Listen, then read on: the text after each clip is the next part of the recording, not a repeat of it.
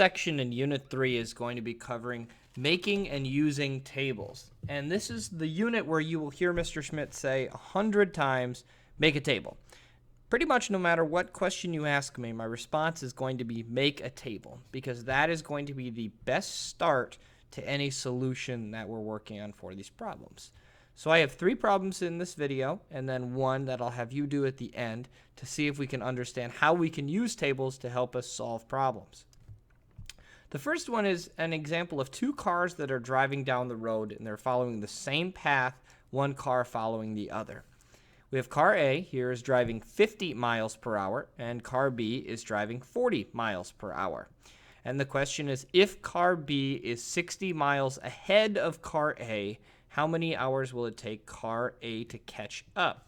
So whenever we're starting with these problems, we always want to break them down into a few things. So I'm going to have hours for starters.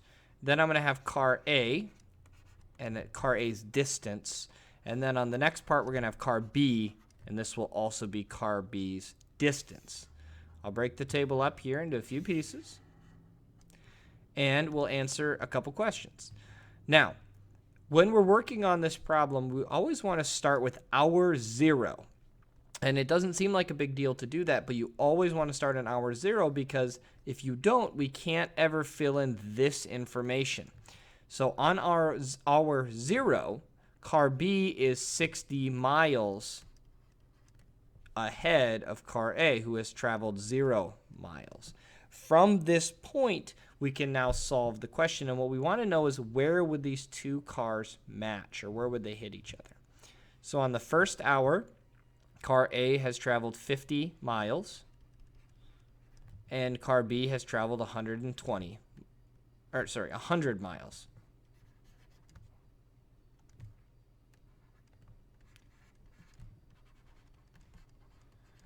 Next, the second hour, car B would have traveled 100 miles.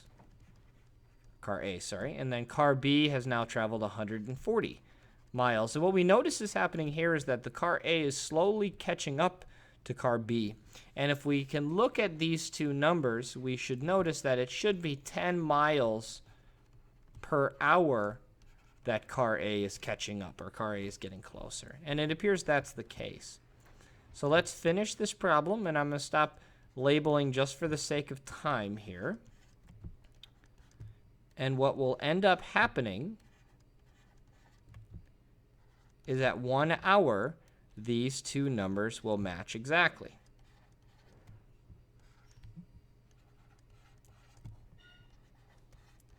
And so it means that it will take car A 6 hours to catch car B. And the important thing about our table is because we started with hour 0, it gives us the answer immediately. If we started with hour 1 and then wrote here, we'd actually have to take an hour off. So that's the first type of problem that we can use with tables. The next type of problem is what we call the 2 trains problem. It's very similar to the car problem. 2 trains are driving on the same track in the same direction. One train is currently 80 miles ahead of the other. If one train is moving at 35 miles an hour and the other is driving at 55 miles an hour, how long will it be until they collide? And important to remember that the slower moving train has to be the one who's in front, because if the faster moving train starts in front, then it would actually just always be in front. It would never get caught. So we're going to do this problem again. We're going to have hours, and then we're going to have train A and train B. We're going to break it down the exact same way that we broke down the last problem, but we need to add a little bit of information on our own this time. So we're going to say at hour 0, I'm going to pick the slower moving train as train A. So that means this train has moved 60 miles, or 80 miles, and this one is currently at 0 miles. So that means train A is right here at 35 miles an hour, and train B is right here at 55 miles an hour. So for train A, after 1 hour, it has traveled 115 miles. Train B has traveled 55 miles. 2 hours, this will be 140 miles. And this will be 110 miles. Hour 3, we'll have 175 and 165. And then on hour 4, this should be 210, and this will also be, I think this will be 220.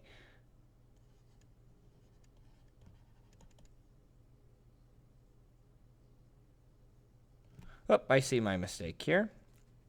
Hopefully you caught it before I did, because you can get some candy for that.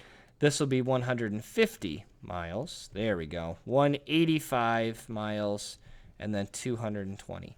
Now, it's perfectly fine for these to not actually match identically. You'll just have to then solve the problem from there.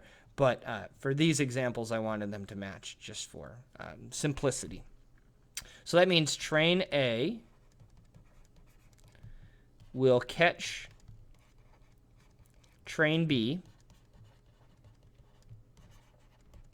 in 4 hours. Now, I wanted also to show this problem because this one, if we can think about the gap between the two numbers, and the gap between our two speeds is actually 20 miles an hour. I'll to pick a different color here for this. So 20 miles an hour. What you can actually do with that information is you can divide it by the distance that you need to travel, and it should get you the same answer. So in our example, if we did our 80-mile difference between the two trains and we divided it by 20 miles per hour, because that's the difference in their speeds, we would actually get an answer of 4. We know that 80 divided by 20 is the same thing as what we got for our answer. But a table is always going to be the easiest, but it will rarely be the shortest method. But what if we're given equations and we have to make equations from our information as well? Now, this is something that we did last year, but we're going to do a quick review on it. When we break down tables, we always want to input the x value, and then the y value is our output. If you remember, we talked about the function box where you drop in an x value and a y value gets spit out. When I make tables, I almost always want -2, -1, 0, 1, and 2 for my x values. You can pick any x values. They can be anything, but -1, -2, 0, 1, and 2 are the smallest possible x values that you can get. And what we do from this point is we plug each of these x values into our equation and see what y value it spits out. So for this one, it would be y equals 3 times -2, which is -6, plus 1 is -5. For our next one, it would be 3 times -1, which is -3. We're going to add 1 to this, which would be -2. 3 times 0 is 0. We add our extra 1, and so we get a 1 here.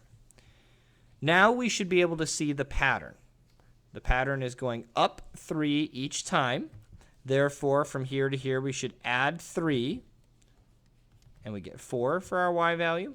And then once again, the pattern should hold, and we should go plus 3 again for our answer of 7.